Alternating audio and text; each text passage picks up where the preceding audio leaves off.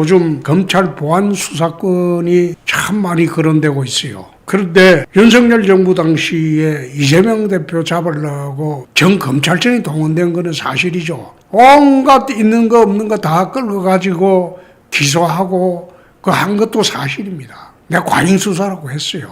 그렇게 하면 안 된다. 심지어 도지사 할 때 차 기름 쓴 것까지 기소를 했더라고. 그 얼마나 조잡한 이야기고 졸렬한 이야기입니까?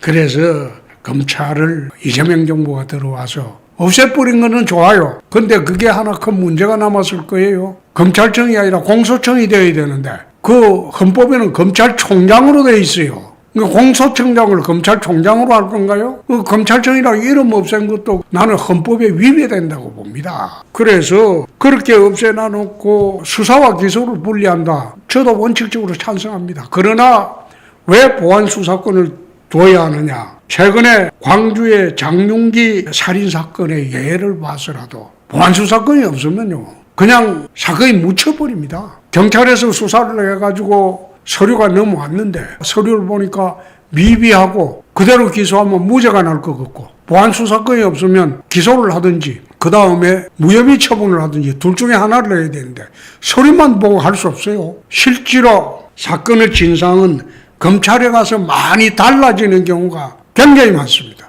그래서 보안수사권까지 폐지할 경우에는 범죄자 천국이 된다. 경찰 만능 시대가 되고 경찰이 사건을 초기에 뭉개버려도 밝힐 방법이 없다. 경찰이 사실 과거에는 사건 많이 뭉갰어요.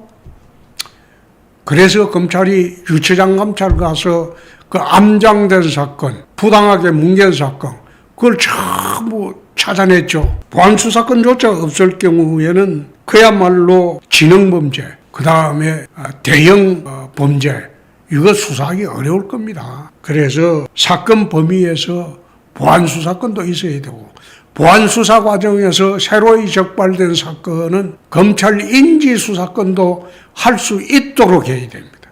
안 그러면 범죄가 사장돼요. 국민의 안전을 위해서라도 최소한의 장치로 이러한 형태의 보안수사권을 존치를 해야 됩니다. 그렇게 하지 않으면 나중에 민주당 일각에서는 문제 생기면 그때 보완하자 하는데 그렇지 않습니다. 국가의 제도라는 것은 사전에 문제가 생길 걸 예상하고 예방을 해야지. 나중에 문제 터지고 난 뒤에 그때 한번 생각해보자. 그건 말도 안 되는 소리죠. 살인자가 풀려나는 경우가 보안수사권이 없는 바람에 풀려나는 경우가 왕왕 있습니다. 보안수사권이 있더라도 기껏해야 그게 10일에서 20일밖에 안 돼요. 보통 20일 정도죠. 20일 정도고 제한적입니다. 그래서 아무리 검찰에 대한 감정이 나빠가지고 국회에서 민주당이 지배하는 국회에서 검찰 수사권을 박탈했다고 하더라도 나라를 위해서 국민 안전을 위해서 보안 수사권만이라도 존치를 해야 되고 그 과정에서 새롭게 발견되는 범죄는 검찰이